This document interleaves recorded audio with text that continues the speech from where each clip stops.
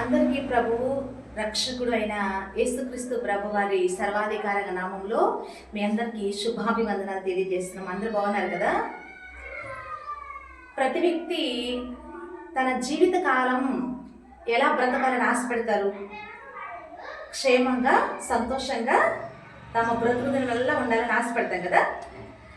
ఆ ఆశతోనే భక్తి కూడా చేస్తాం. అంటే దేవుని దగ్గరకు వెళ్ళి మనము, ప్రభువా నీ చల్లని చూపులు మా మీద ఉంచయ్యా, నీ కృపాక్షేమములు మా బ్రతుకుల వల్ల కూడా మా మీద ఉంచయ్యా అని చెప్పి మనం దీర్ఘ ప్రార్థనలు కూడా చేస్తూ ఉంటాం కదా. అయితే పౌలు గారు ఒక మాట అన్నారు, ఏమనంటే కనుక దేవతల అనబడినవి, దేవుళ్ళు అనబడినవి అనేకములు ఉన్నప్పటికీ కూడా మనకు ప్రభు ఒక్కడే ఉన్నాడు, ఆయనే యేసుక్రీస్తు ప్రభు అని చెప్పారండి ఆయన. అయితే మిగిలిన వారు ఉన్న వారి సంగతి మనం కొంచెంసేపు పక్కన పెట్టిన, యేసుక్రీస్తు ప్రభువారు నీ సంతోషంగా నువ్వు ఉండాలని ఆశపడుతున్నావు కదా, ఆయన దగ్గరికి సంతోషం కోరికే నువ్వు ఆయన దగ్గరకు వస్తున్నావు కదా. అయితే ఆయన ఏమంటున్నారు అని ఈ విషయం గురించి మనం ఆలోచిస్తే కనుక, యోహాను గారు రాసిన సువార్త 16వ అధ్యాయము ఒకసారి 24వ వచనం చూస్తే కనుక, మీ సంతోషము పరిపూర్ణమగునట్లు అడుగుడి మీకు దొరుకును అన్నాడండి. అంటే దేవుని దగ్గరకు వచ్చి మనం ఏం ప్రార్థన చేస్తాము, ఏం అడుగుతాను, ప్రభువా మమ్మల్ని చల్లంగా చూడు, క్షేమంగా చూడు, మాకు సంతోషాన్ని ఇవ్వు అని ఎవరైనా ఆశపడతాం కదా. కానీ దేవుడు ఏమన్నాడంటే, నీ సంతోషము పరిపూర్ణంగా ఉండడానికి నువ్వు నన్ను అడుగు, అది నీకు దొరుకుతుంది అన్నాడు ఆయన. అంటే సంతోషం కూడా ఎలా ఉండాలంట? పరిపూర్ణమైన సంతోషం ఇస్తానంటున్నాడు దేవుడు. నేను ఆలోచించానండి, అవును, సంతోషం వేరు, పరిపూర్ణమైన సంతోషం వేరా? ప్రభువారు ఎందుకు ఈ మాట అన్నారు? ఆయన అనటంలో ఆయన యొక్క ఇంటెన్షన్ ఏమై ఉంటుంది అనేది నేను ఆలోచిస్తే కనుక, యాకోబు గారు రాసిన పత్రిక ఉంది కదండి, అందులో యాకోబు గారు ఏం చెప్తున్నారని చూస్తే కనుక, యాకోబు గారు రాసిన పత్రిక 4వ అధ్యాయము ఒకసారి 14వ వచనం చూస్తే కనుక, రేపేమి సంభవించునో మీకు తెలియదు, మీ జీవం ఏ పాటిది, మీరు కొంతసేపు కనబడి అంతలో మాయమైపోవు ఆవిరి వంటి వారే అన్నారండి. అంటే ప్రభువు మనం అందరూ సంతోషంగా ఉండడం ప్రభుకి ఇష్టమే. అయితే నీ సంతోషం ఎలా ఉండాలంటే కనుక పరిపూర్ణమైన సంతోషం పొందుకోవాలంటాడు ఆయన. అంటే ఎందుకన్నారు ప్రభు అంటే కనుక, ఇక్కడ యాకోబు గారి ద్వారా దేవుడు ఏమంటే కనుక, నువ్వు ఇప్పుడు కలిగి ఉన్న జీవం ఏ పాటిది, అది ఎలా ఉందంటే, ఇప్పుడు నువ్వు కలిగి ఉన్న జీవం ఎలా ఉందంట, కొంతసేపు కనబడి అంతలో ఆవిరైపోయే ఆవిరి లాంటి జీవమును కలిగి ఉన్నావు. అందుకే చూడండి, ఇట్లాగే కాసేపు బయటికి వెళ్తాడండి, కాసేపటికి చనిపోయారని వార్తలు వింటున్నాం. అట్లా బయటికి వెళ్ళి ఏం తిరిగి వస్తాడో లేదో కూడా తెలియని పరిస్థితులు. అరే మన కళ్ళ ముందే కదా తిరిగాడు. అంటే మరణానికి ఒక ఏజ్ లిమిట్ అనేది లేదు, ఒక సమయం అనేది లేదు. అంటే ఇప్పుడు ఇవన్నీ చూస్తుంటే మనకేమనిపిస్తుంది, ఏం చెప్తున్నాడు దేవుడు అంటే కనుక, నువ్వు ఇప్పుడు కలిగి ఉన్న జీవం ఏ పాటిది అంటే కనుక, ఆవిరి లాంటి జీవాలు కలిగి ఉన్నావు. అంటే ఈ ఆవిరి వంటి జీవము నీకు శాశ్వత సంతోషం అనేది కాదు అని చెప్తున్నాడు దేవుడు. మరి అంటే దేవుణ్ణి అడగాలంటే నువ్వు ఏమడగాలంటే, నువ్వు శాశ్వతమైన సంతోషం కావాలని అడగాలి అంటున్నాడు దేవుడు. అది మీకు దొరుకుతుందంట, అది నేను ఇస్తాను అంటున్నాడు దేవుడు. కాబట్టి ఇప్పుడు మనిషి ఎక్కడి వరకు ఆలోచిస్తాడు అంటే కనుక, మనిషి ఆలోచన విధానం ఎలా ఉంటుందంటే, యెషయా గారు గ్రంథంలో మనుషులంట ఎలా ఆలోచిస్తారంటే కనుక, యెషయా గారి గ్రంథము 22వ అధ్యాయము ఒకసారి 13వ వచనం చూస్తే కనుక, రేపు చచ్చిపోదుము కనుక తిందము త్రాగుదము అని చెప్పి ఎడ్లను వధించుచు గొర్రెలను పోయించు మాంసము తినుచు ద్రాక్షారసము త్రాగుచు మీరు సంతోషించి ఉత్సహించుదురు అనండి. అంటే మనిషి ఎలా ఆలోచిస్తున్నాడు అంటే కనుక, రేపు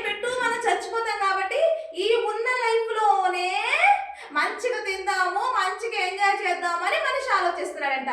అంటే ఈ జీవితకాల సంతోషము కొరకే మనిషి ఆలోచిస్తున్నాడు. మనిషి అక్కడ వరకే ఆలోచిస్తున్నాడు. ప్రసంగి గారు ఏమన్నాడు తెలుసా అండి? ప్రసంగి గారు కూడా ఇలాగే ఈ జీవిత కాలము చాలా ఎంజాయ్ చేయాలని చెప్పి దేవుడిచ్చిన జ్ఞానాన్ని బట్టంట ఈ భూమి కింద సూర్యుని కింద ఉన్న వాటన్నిటి అనుభవించేశాడంటండి. అనుభవించి అన్ని ఎంజాయ్ చేసేసి చివరికి రియలైజ్ అయ్యి ప్రసంగి గారు ఒక మాట అన్నారు. ఏమన్నారో చూద్దామా? చూస్తే ఆ ప్రసంగి గ్రంథము ఒకసారి చూస్తే కనుక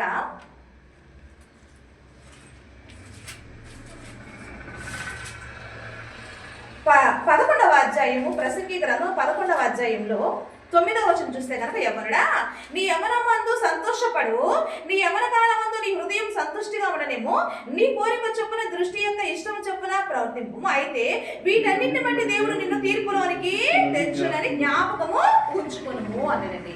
అంటే నీ యవ్వన కాలం అంటే దేవుడు నీకు ఇచ్చిన ఈ టైం, ఈ ఆవిరి వంటి జీవం అంతా నువ్వు సంతోషపడు.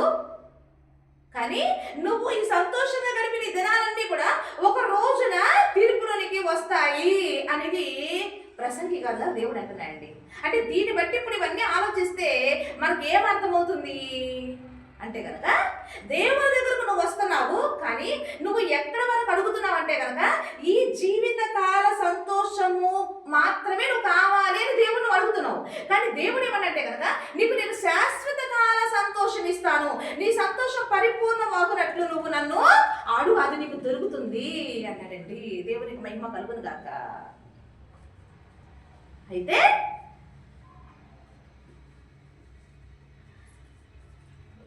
శాశ్వత కాల సంతోషము దేవుడు మరి మనకి ఇస్తాను అని మనకి తెలియజేసిన మనకు అర్థమవుతుంది. అయితే ఇప్పుడు ఏం చేయాలి అని చూస్తే కనుక,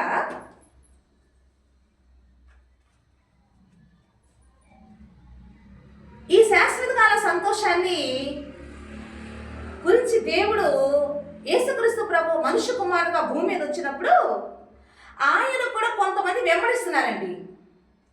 ఇప్పుడు మనం ఎట్లా దేవుణ్ణి మనం వెంబడిస్తున్నామో, ఆ రోజున కూడా యేసుక్రీస్తు ప్రభు వారు ఉన్నప్పుడు ఆయన కొంతమంది జన సమూహం వెంబడిస్తుంది.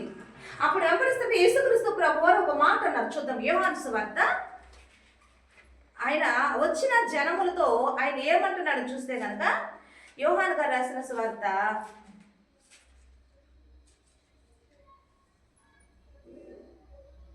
6వ అధ్యాయము 27వ వచనం చూస్తే కనుక, క్షయమైన ఆహారము కొరకు కష్టపడుకుడి, కానీ నిత్య జీవము కలుగుజేయ అక్షయమైన ఆహారము కొరకే కష్టపడి మనుష్య కుమారుడు దానిని మీకు ఇచ్చును, ఎందుకై తండ్రి అయిన దేవుడు ఆయనకు ముద్ర వేసి ఉన్నాడు అని చెప్పాను.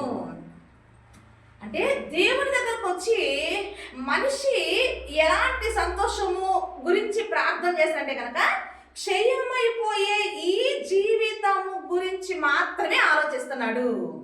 క్షయమైపోయే ఈ జీవిత సంతోషమే దేవుడిని కోరుకుంటున్నాడు. కానీ దేవుడు ఏమన్నాడంటే కనుక, ఈ క్షయమైపోయే వాటి గురించి నువ్వు కష్టపడద్దు, ఇవి నేను ఇవ్వటానికి కాదు వచ్చింది, నీకు పరిపూర్ణమైన సంతోషం ఇవ్వడానికి వచ్చా, అనగా శాశ్వత కాల సంతోషం ఇవ్వటానికే తండ్రి నాకు ముద్ర వేసి పంపించున్నాడు, దాన్ని అడుగు, దాని కొరకు నువ్వు కష్టపడు అన్నాడు. అదే అక్షయమైన ఆహారము అన్నాడు ఆయన.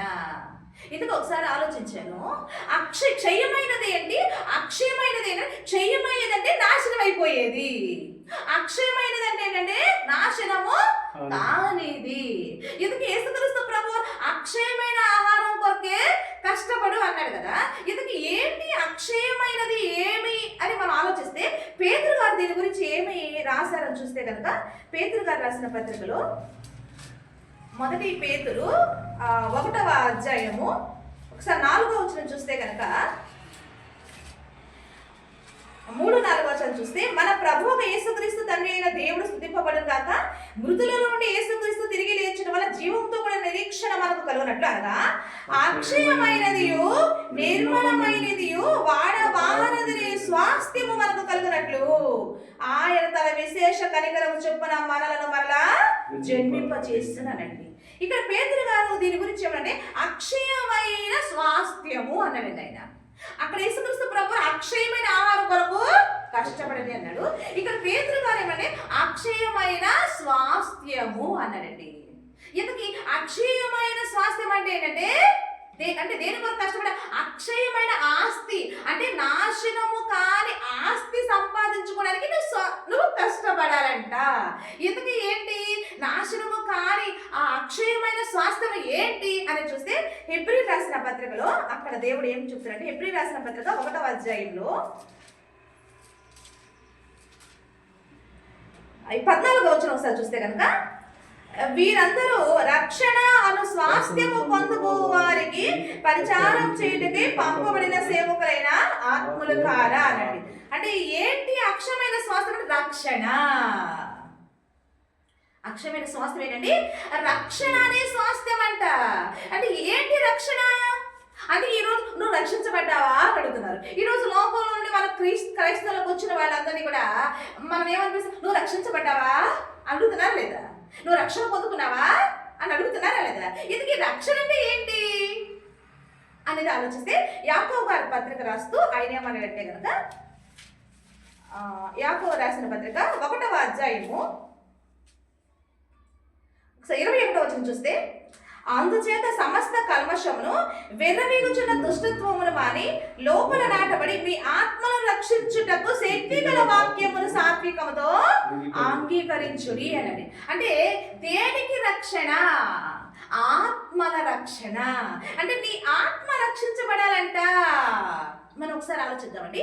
ఇప్పుడు దేవుని దగ్గరకు వచ్చి మనము క్షయమైపోయే ఈ ఆవిరి వంటి ఈ జీవం కొరకు మనం దేవుని దగ్గర దీర్ఘ ప్రార్థన చేస్తున్నామా? దేవుడు ఏమన్నా తెలుసా దాని కొరకు మీరు కష్టపడద్దు. నువ్వు అక్షయమైన స్వాస్థ్యము అనగా ఆత్మ రక్షణకి ఈ అక్షయమైన ఆహారం కొరకు నువ్వు కష్టపడ. అక్షయమైన స్వాస్థ్యం ఏంటి? రక్షణ అనే స్వాస్థ్యం నువ్వు సంపాదించుకోవడానికి నువ్వు కష్టపడాలి. అది ఇవ్వడానికే మనుష్య కుమారుడికి ముద్ర వేయబడింది. అది ఇవ్వడానికే నేనొచ్చా అన్నాడండి దేవుడు. మనం ఒకసారి ఆలోచిద్దాం. ఆత్మ అనేది చాలా ఇంపార్టెంట్. ఈ రోజున చాలా మంది ఒక సంగతి నమ్ముతారు. ఏంటంటే కనుక ఆత్మకు మరణం లేదు. నమ్ముతారా లేదండి? ఇది ప్రతి మతంలో ఉన్న వారందరూ కూడా ఆత్మకు మరణం లేదు అంటారు కదా. అందుకే ఎవరైనా చనిపోయినప్పుడు చూడండి ఆ ఆత్మకు శాంతి కలగాలని చెప్పి ఆ చనిపోయిన తర్వాత అంత్యక్రియ జరిగిన తర్వాత ఆత్మకు కర్మకాండ చేస్తామా? మనం చేస్తారా? మీరందరూ చేస్తారా? చేస్తారు. కొన్ని సంప్రదాయాలు ఉన్నాయండి, అవునా? ఒకవేళ ఈ ఆత్మకు కర్మకాండం చేయకపోతే శాంతి కలగదంట. శాంతి కలగకపోతే ఈ ఆత్మ అటు ఇటు తిరుగుతూ ఉంటది అని మన నమ్ముతాము. మన నమ్మకాలు ఉన్నాయా? లోకంలో ఇలాంటి నమ్మకాలు ఉన్నాయా లేదా? ఉన్నా కదా. అందుకనే తర్వాత కొంతమంది ఈ ఆత్మకు శాంతి కలగాలని చెప్పి ఆ యొక్క దాన్ని ఏమంటారండి ఆస్తికలను తీసుకువెళ్ళి కొంతమంది చాలా ప్రయాసంతో కాశీలో కూడా కలిపొస్తారు. ఎందుకు? ఆత్మకు శాంతి కలగాలని చెప్పి. అదేవిధంగా ఆత్మకు శాంతి కలగాలని చెప్పి కొంతమంది ఏం చేస్తారంటే కనుక కొంచెం సేపు సైలెంట్గా ఉంటారు. ఆత్మకు శాంతి కలగాలి ఆత్మకు అని చెప్పి. కొంతమంది పెద్దవాళ్ళు చనిపోతే, అవునా, కొంతమంది పెద్దవాళ్ళు చనిపోయారు అనుకోండి, ఒక 2 నిమిషాలు మౌనము పాటిద్దాము ఆత్మకు శాంతి కలగాలని అంటారా లేదండి? అంటే వాడి ఉద్దేశం ఏంటి? వాళ్ళ ఉద్దేశం ఆత్మకు మరణం అనేది లేదు. అంటే యేసుక్రీస్తు ప్రభు వారు కూడా ఏం చెప్పారండి? నీ శరీరము కేవలము నిష్ప్రయోజనము, ఆత్మయే జీవింప చేస్తుంది. జీవింప చేయని అన్నాడా లేదండి? అంటే ఆత్మ అనేది చాలా శక్తివంతమైనది, దానికి మరణం లేదు అనేది అందరూ నమ్ముతున్న సత్యమే. అయితే మనము ఇప్పటి వరకు కొన్ని కన్ఫ్యూజన్లో ఉన్నాము. ఆ కన్ఫ్యూజన్ నుంచి క్లారిటీలోకి రావడానికి మనము లేఖన ఆధారాలతో ఈ విషయాన్ని మనము పరిశీలిస్తున్నాము. ఒకసారి ఆలోచిస్తే ఆత్మకు మరణం లేదు అంటూనే ఆత్మకు శాంతి కలగడానికి మనం రకరకాల ప్రయత్నాలు చేస్తూనే ఇంకొక పక్క ఇంకో రకరకాలుగా మాట్లాడుకున్న మాటలు కూడా మనం వింటున్నాం. ఏంటి అంటే కనుక కొంతమంది ఏదైనా బాధ అనుభవిస్తున్నారు అనుకోండి, ఏమంటారు? ఏ జన్మలో చేసిన పాపమో ఈ జన్మలో శిక్ష అనుభవిస్తున్నా అంటున్నారా లేదండి? ఏ జన్మలో చేసినా ఆ పాపమో ఈ జన్మలో నేను శిక్ష అనుభవిస్తున్నాడు వాడు అంటామా లేదా? అందుకే ఈ జన్మలో ఏదైనా పాపం ఏదైనా తప్పు చేస్తే ఎవరెవరి నువ్వు తప్పు చేయమాకు, వచ్చే జన్మలో నువ్వు ఈ పాపం అనుభవించడానికి నువ్వు ఏ జంతువుగానో పడతావు అంటున్నారా లేదండి? అవునా? ఈ మధ్యకాలంలో ఒక న్యూస్ మనం చూసామండి. ఏంటంటే కనుక ఒక అమ్మాయి, ఒక యవనస్తురాలు, వివాహం కూడా కాలేదండి, నైట్ పూట లేచి సర్పంలాగా మారిపోయి వెళ్ళిపోతుందంట బయటికి. మనం ఈ మధ్య వాళ్ళ ఇంటర్వ్యూలు కూడా చేస్తే చాలా చూసామా లేదండి? ఇలాంటి కొన్ని కట్టుకథలు చాలా జరుగుతూ ఉంటాయి లోపల. అంటే మనము కొన్ని విషయాలు రియలైజ్ అయితే వాస్తవం అనేది మనకు తెలిస్తే మనం రియలైజ్ అవుతాము. అంటే మోసపోకుండా మనల్ని మనం కాపాడుకుంటాము, మన దేహాన్ని, మన ఆత్మను, మన ప్రాణాన్ని కూడా మనము కాపాడుకుంటాం అనేది సత్యము. అయితే ఆ అమ్మాయిని ఇంటర్వ్యూ చేస్తే అమ్మాయి ఏం చెప్తుందంటే, నేను గత జన్మలో నేను పాము నాగదేవతగా నేను విన్నారు కదా న్యూస్, గత జన్మలో నేను నాగదేవతని, ఈ జన్మలో నేను మనిషిగా పుట్టాను, కాబట్టి నా ఫ్రెండ్స్ ఉన్నారు, నా తల్లిదండ్రులు అక్కడ ఉన్నారని చెప్పి నైట్ పూట నేను అక్కడికి వెళ్ళిపోతానని చెప్పి తర్వాత కాలంలో నాకు ఒక గుడి కట్టాలని చెప్పి ఇలాంటి న్యూస్ చూసామా లేదండి? అంటే ఇలాంటివి గతంలో కూడా చాలా జరిగినవి. అదేవిధంగా కొంతమంది చనిపోయి వాళ్ళు మరలా మేము పుట్టాము, గత జన్మ జ్ఞాపకాలు చెప్పే వాళ్ళు కూడా మనం చూసామా లేదండి? కదా? అంటే గత జన్మ జ్ఞాపకాలు కొంతమంది చెప్పటం మనం చూసాము. అదేవిధంగా కొంతమంది ఇదిగో పోయిన జన్మలో నువ్వు నాకు భార్యగా ఉన్నావు, పోయిన జన్మలో నువ్వు నాకు భర్తగా ఉన్నావు అని ఇలాంటి కొన్ని న్యూస్ కూడా మనం చూసామా లేదండి? అంటే ఇవన్నీ చూస్తుంటే మనకేమర్థమవుతుంది? ఒక పక్క ఆత్మకు శాంతి కలగాలని చెప్పి కర్మకాండాలు చేసి మనం ఎలా చేస్తుంటే, ఇంకొక పక్క ఇదే సమూహం ఇంకోటి ఏమవుతుందంటే కనుక ఈ ఆత్మ మరొక జన్మెత్తుతుంది. పోయిన జన్మలో నువ్వు ఇదిగో ఈ విధంగా నువ్వు పుట్టావు, ఈ జన్మలో మరలా నువ్వు ఈ జన్మెత్తి ఈ విధంగా నువ్వు బ్రతుకుతున్నావు. పోయిన జన్మలో నువ్వు పుట్టినప్పుడు ఏ పాపం చేసావో ఆ జన్మలో చేసిన పాప శిక్ష ఈ జన్మలో నువ్వు అనుభవిస్తున్నావు అనే మాటలు ఇలా రెండు కంపేర్ చేసి ఒకసారి పక్కన పెట్టి చూస్తుంటే అసలు క్లారిటీ ఉందా మనకి? కన్ఫ్యూజన్ ఉంది, క్లారిటీ లేదు. ఏముందండి? క్లారిటీ కాదు, ఉంది కన్ఫ్యూజన్ ఉంది. అయితే మనం ఒకసారి ఆలోచిస్తామండి, ఆత్మకు మరణం లేదు అనేది వాస్తవమైన సత్యమే. అయితే ఈ ఆత్మ మరి ఒకసారి పుడుతుందా అంటే కనుక, ఇప్పుడు చాలా మంది పాపాన్ని అనుభవించడానికి మరలా పుడతారు అని కొంతమంది, అదేవిధంగా పుణ్యం చేసిన ఆ పుణ్యాన్ని అనుభవించడానికి కూడా మళ్ళా జన్మిస్తారని కొన్ని కర్మ సిద్ధాంతాలు మనం ఇప్పటి వరకు ఒకప్పుడు ఇంటూనే మనము అవి నమ్ముతూ మనం అందరం వచ్చాము. ఆ నమ్మకంలోని ఈరోజు ఎంతో మంది చనిపోయారు. కాబట్టి అంటే యేసుక్రీస్తు ప్రభువారు ఏమన్నారు తెలుసా అండి? నా జనులు జ్ఞానము లేక నశించిపోతున్నారు అని ప్రవక్తల ద్వారా లోకానికి తెలియజేస్తున్నాడండి దేవుడు. కాబట్టి జ్ఞానము లేక ప్రజలు నశించిపోతున్నారు. కాబట్టి ఈ రోజున మన దగ్గరికి దేవుడు ఏమిస్తున్నాడు తెలుసా? జ్ఞానము. అయితే మనం ఆలోచిస్తే ఇంతకీ మనిషి ఒకసారి పుట్టిన తర్వాత ఆ మనిషి నిజంగానే మరలా జన్మెత్తుతాడా అనేది ఒకసారి ఆలోచిస్తే, ఇందుకు బైబిల్ ఏం చెప్తుంది అనేది ఒకసారి ఆలోచిస్తే కనుక హెబ్రీ రాసిన పత్రిక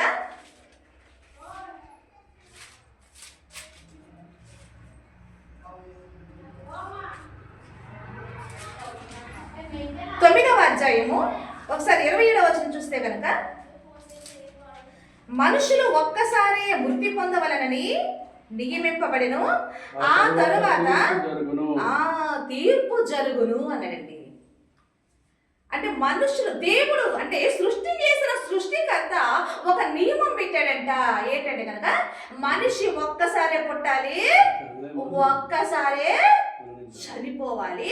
ఆ చనిపోయిన తర్వాత ఆత్మ ఎక్కడికి రావాలంటే కనుక తీర్పులోనికి వచ్చేస్తుందంట. కానీ ఇక్కడ మనం ఒకప్పుడు ఏమి నమ్మాము?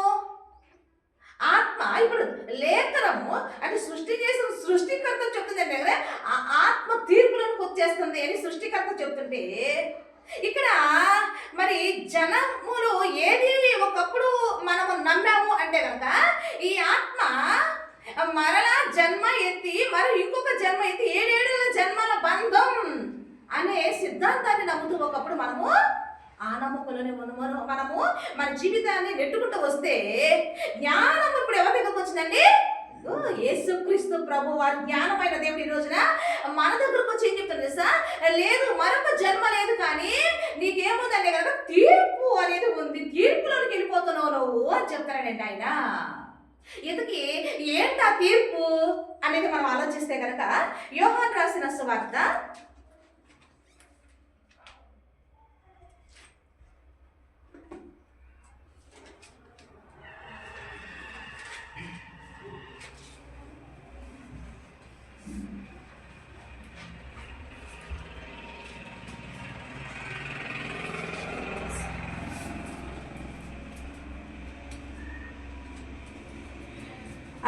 12వ అధ్యాయము, యోహాను రాసిన సువార్త 12వ అధ్యాయము ఒకసారి 47వ వచనం చూస్తే కనుక, ఎవరైనా నా మాటలు వినియు వాటిని గైకొనుకునే నేనలా నేను అతనికి తీర్పు తీర్చను. నేను లోకములకు తీర్పు తీర్చుటకు రాలేదు, కానీ లోకమును రక్షించుట కొరకే వచ్చి ఉన్నాను. నన్ను నిరాకరించి నా మాటలను అంగీకరింపని వారికి తీర్పు తీర్చువాడు ఒకడు కలడు. నేను చెప్పిన మాటయే అంచె దినమందు వారికి తీర్పు తీర్చును అనండి. ఇక్కడ యేసుక్రీస్తు ప్రభు వారు కూడా వచ్చారంట. అయితే ఆయన దేనికి వచ్చాడంటే తీర్పు తీర్చడానికి రాలేదంట, ఆయన రక్షించడానికి వచ్చాడంట. అయితే ఇక్కడ యేసుక్రీస్తు ప్రభు వారు చెప్పిన ఈ మాట ఎవరైతే వింటున్నారో, ఎవరు వినలేదో వాళ్ళకి అంచె దినమందు వాళ్ళకి తీర్పు జరిగిద్దంట అని చెప్తున్నాయండి. అందుకే ఈ రోజున పరిశుద్ధులు లోకమునకు తీర్పు తీర్చని మీరు ఎరుగరా అనండి. కాబట్టి ఈ రోజున లోకానికి సువార్త ప్రకటించడం అంటే ఏంటో తెలుసా? దేవుని మాటలు ప్రకటించడం తీర్పు తీర్చడమే. ఏంటా తీర్పు అంటే కనుక దేవుని మాటలే మన మీద తీర్పు తీరుస్తున్నాయంట, మన సొంత మాటలు కాదు. దేవుని మాటే అంచె దినమందు నీకు తీర్పు తీరుస్తుందంట. అందుకే ఈ రోజున దేవుడు తన మాటలు లోకానికి ప్రకటిస్తున్నాడు ఆయన. ఎందుకు ఏంటా తీర్పు అని చూస్తే కనుక, ఈ తీర్పు అంటే ఆత్మ ఒకసారి చనిపోయిన తర్వాత ఆ మనిషి మరలా పుట్టడం అనేది మనిషికి లేదు, కానీ ఈ ఆత్మ ఎక్కడికి వెళ్తుంటే కనుక రేపు క్రీస్తు న్యాయపీఠం ఎదుట తీర్పులకి వెళ్ళిపోతానంట ఆత్మ. ఎందుకు ఏంటి ఆ తీర్పులకు వెళ్ళిపోవడం అంటే ఏంటంటే కనుక, సృష్టి ఆరంభంలో నువ్వు ఈ పండు తిన్న దినమున నీవు చచ్చెదవు. తీర్పు తీర్చేశాడంటే దేవుడు ఎప్పుడో. ఆ తీర్పు ఈ రోజున లోకానికి అమలవుతుంది. కాబట్టి అందుకే యేసుక్రీస్తు ప్రభు వారు ఏమన్నాడంటే కనుక, ఆయన నా మాట విన్న వాళ్ళకి తీర్పు తీర్చబడదు, యేసుక్రీస్తు నందు ఉన్న వారికి ఏ శిక్షా విధి కూడా లేదు అని రోమీ రాసిన పత్రికలో పౌలుగా తెలియజేస్తున్నాడండి.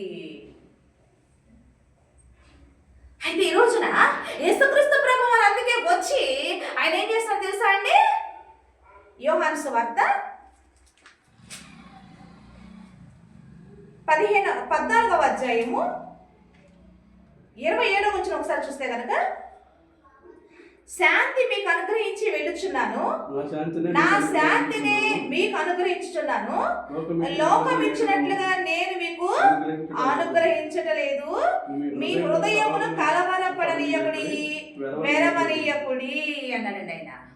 అంటే యేసుక్రీస్తు ప్రభు వారు వచ్చి నీకేమిచ్చాడంట? శాంతి. ఈ రోజున ఒక వ్యక్తి చనిపోతే RIP పెట్టేస్తున్నావు, ఆ వ్యక్తి కొరకు 2 నిమిషాలు మనం మౌనం పాటిస్తున్నావు. నేను అడుగుతున్నాను, అలా మౌనం పాటించినంత మాత్రాన ఆ ఆత్మకు నిజంగా శాంతి కలుగుతుంది అనుకుంటారా?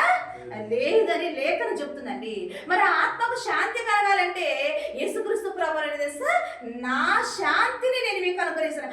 ఆయన ఇవ్వాలంట మనందరికీ శాంతి. దేవుడు ఇవ్వాలంటండి. యేసుక్రీస్తు ప్రభువారు మాత్రమే ఒక ఆత్మకు శాంతి ఇవ్వగలడు. అది ఇవ్వడానికి తండ్రింట ఆయనకు ముద్ర వేసి లోకానికి వచ్చాడంట. కాబట్టి ఈ రోజున ఒక ఆత్మకు శాంతి కావాలి అంటే అది ఒక్క యేసుక్రీస్తు ప్రభువారి ద్వారా మాత్రమే ఆత్మకు శాంతి కలుగుతుంది అనేది సత్యం. అయితే ఇక్కడ ఒక వ్యక్తి అంటే మనిషి చనిపోయిన తర్వాత ఆ మనిషి మరలా పుట్టడం అనేది జరగట్లేదు. ఆ మనిషి చనిపోయిన తర్వాత మనుషులు ఒక్కసారే పుడతారు, ఒక్కసారే మరణిస్తారు. మరణించిన తర్వాత ఆత్మ తీర్పులోనికి వెళ్ళిపోతుంది అనేది సత్యాన్ని ఈ రోజున మనము తెలుసుకున్నాము. అయితే ఈ తీర్పులోనికి వెళ్ళకుండా ఉండాలంటే, ఈ ఆత్మకు శాంతి కలగాలంటే శాంతి ఎవరిస్తారంట? యేసుక్రీస్తు ప్రభు వారు మాత్రమే. నువ్వు తీర్పులోనికి వెళ్ళకుండా నీకు శాంతినిచ్చేది ఆయనే అనేది ఇక్కడ మనం తెలియజేస్తున్నాండి. అందుకే ఈరోజు సర్వలోకానికి మనిషికి ఎవరు అవసరం అంటే ఒక యేసుక్రీస్తు ప్రభు వారు ప్రతి ఒక్కరికి అవసరమై ఉన్నది అని మేము ఈ రోజున సువార్త ద్వారా తెలియజేస్తున్నాము. అయితే ఆ శాంతి నీకు కలగాలంటే, యేసుక్రీస్తు ప్రభు వారి ద్వారా శాంతి నీకు కలగాలంటే మరి నువ్వేం చేయాలో తెలుసా? ఈ రోజున మనం అందరూ ఏం చేయాలో తెలుసా? ఏం చేయాలి? నికోదేము ఇలాగే వస్తే యేసుక్రీస్తు ప్రభు వారు ఏమన్నారు నికోదేముతో? చూద్దాం, ఒకసారి చూద్దాం. యోహాను సువార్త. ఆ శాంతి నీకు కలగాలంటే నువ్వేం చేయాలంటే కనుక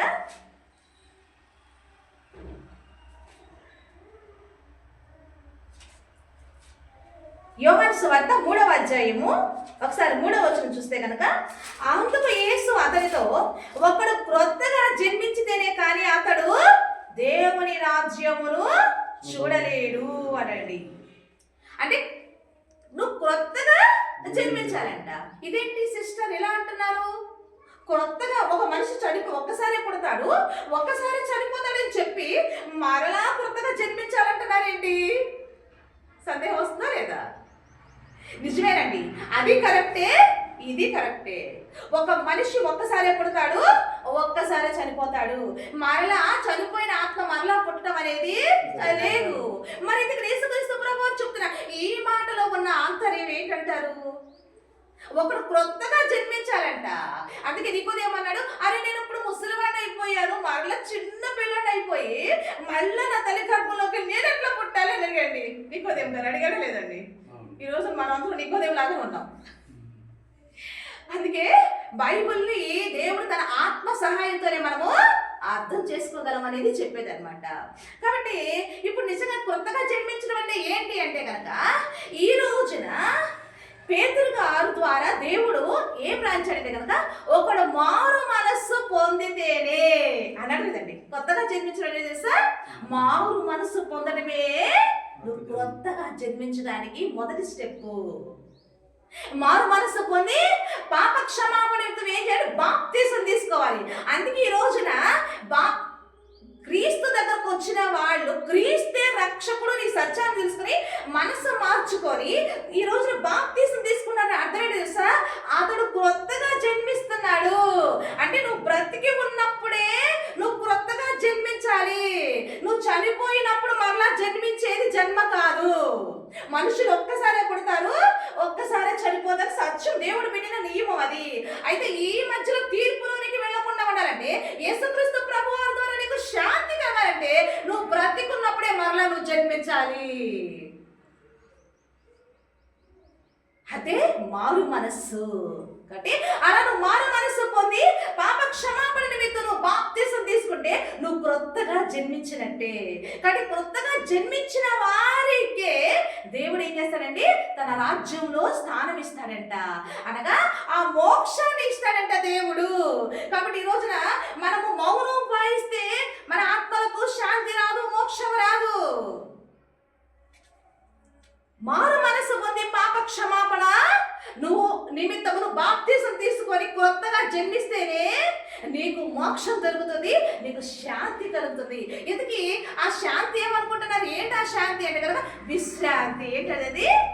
విశ్రాంతి. ఏంటిది? నిత్య జీవం. అంటే ఈ ఆవిరి వంటి ఈ జీవం విడిచిన మరుక్షణము నీకు ఏం రావాలి తెలుసా? నిత్య జీవం, విశ్రాంతి అనేది దేవుడు యేసుక్రీస్తు ప్రభు వారి ద్వారా మాత్రమే. ఒకవేళ నీకు ఆ శాంతి నువ్వు పొందుకోలేకపోయి, ఆ శాంతి నీకు రాలేదంటే నీకు వచ్చేది యేసుక్రీస్తు ప్రభు వారు అంగీకరించుకున్న నీకు శాంతి రాదు. మరి యేసుక్రీస్తు ప్రభు వారి ద్వారా నీకు శాంతి రాలేదంటే నీకు వచ్చేది, నీ మౌనం వహిస్తే నీకు వచ్చే శాంతి కాదు. ఏంటి వచ్చేదంటే కనుక వేదన. ఏమన్నాడండి ఆయన? అక్కడ వేదన, ఎల్లప్పుడూ వేదన, పండ్లు కొరుకుట, అగ్ని ఆరదు, పురుగు చావదు అని చెప్పాడండి. కాబట్టి లేఖన పరిశోధనలో కొన్ని వాస్తవాలు మనకు అర్థమైనప్పుడు ఇప్పుడు మనం అందరం కూడా కొత్తగా జన్మిస్తామా లేదా? ఇప్పుడు నేను కూడా ఒకప్పుడు కొత్తగా జన్మించలేదాన్ని, కానీ ఎప్పుడైతే లేఖన దగ్గరకు వచ్చిందో ఈరోజు నేను కూడా ఏం చేశాను, కొత్తగా జన్మించి ఇప్పుడు ఆ యేసుక్రీస్తు ప్రభువు ఇచ్చే శాంతిని నేను పొందుకోవడానికి అర్హత నేను సంపాదించుకున్నాను. కాబట్టి ప్రతి ఒక్కరు కూడా ఈ పరలోకంలోకి పోయే అర్హత సంపాదించుకోవడానికే ఈ సువార్త మన దగ్గరకు వస్తుంది. అంటే మనకు ఒక సంగతి, ఇప్పుడు ఒక సత్యం లేఖన పరిశోధనలో ఒక సంగతి మనకు అర్థమైంది ఏంటంటే కనుక మనిషి మరొక జన్మ అనేది మనుషులకు లేదు. మనుషులు ఒక్కసారి పుడతారు, ఒక్కసారే మరణిస్తారే, దేవుడు పెట్టిన నియమము. అయితే మనిషి బ్రతుకున్నప్పుడు ఆ మనిషి మరలా జన్మించే అవకాశాన్ని దేవుడు సర్వలోకానికి అనుగ్రహించాడు. కాబట్టి ఈ రోజున బ్రతికి ఉన్నప్పుడే నువ్వు మరలా జన్మించాలి. దాన్నే మన బాప్తిస్మం అంటే అది మతం కాదు, అది క్రొత్త జన్మ ఎత్తటము. కాబట్టి అది ఎప్పుడైతే నువ్వు క్రొత్త జన్మ ఎత్తావో నీ ఆత్మకి ఏం దొరికినప్పుడు శాంతి, విశ్రాంతి, మోక్షం, నిత్య జీవం. ఇది ఒక్క యేసుక్రీస్తు ప్రభువారు మాత్రమే ఇవ్వగలడు. అందుకే ఆయన భూలోకానికి వచ్చాడు, అందుకే ఆయన గట్ట తండ్రి ముద్ర వేసి లోకానికి పంపించాడట. ఇది సత్యం. అంటే ఆలోచిద్దామండి. మన పితరులందరూ కూడా చాలా మంది అజ్ఞానంలో చనిపోయారు. దేవుడు చాలా బాధపడుతున్నారు. జనులు జ్ఞానం లేకే నశించిపోతారు. తండ్రి అంట చాలా బాధపడతారంట. కాబట్టి ఆలోచించి అజ్ఞానంలో చనిపోకుండా జ్ఞానం ఏంటో మనము నేర్చుకొని కన్ఫ్యూజన్లో ఉండకుండా క్లారిటీలోనికి మనం వచ్చి వాస్తవమైన సంగతులు ఏంటి లేఖన పరిశోధనలో మనం ఆలోచించి సత్యాన్ని తెలుసుకొని ఆ విశ్రాంతిని సంపాదించుకుందామా? అలాంటి విశ్రాంతి అనగా ఆ నిత్య జీవం దేవుడు మీకు ఇవ్వాలని కోరుకుంటూ మీ సహోదరిగా ఈ మాటలు మీకు తెలియజేస్తున్నాను. దేవునికి మహిమ కలుగును కాక. ఆమేన్.